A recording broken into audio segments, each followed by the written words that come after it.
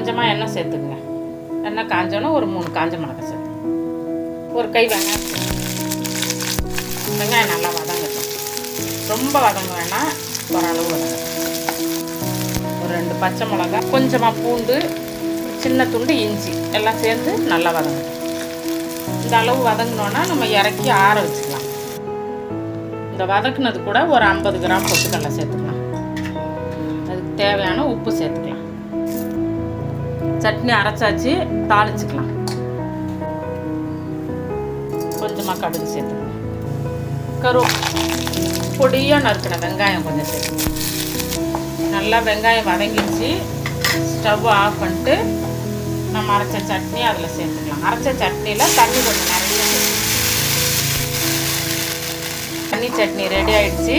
நீங்களும் உங்கள் வீட்டில் செஞ்சு சாப்பிட்டு பார்த்துட்டு எப்படி இருக்குன்னு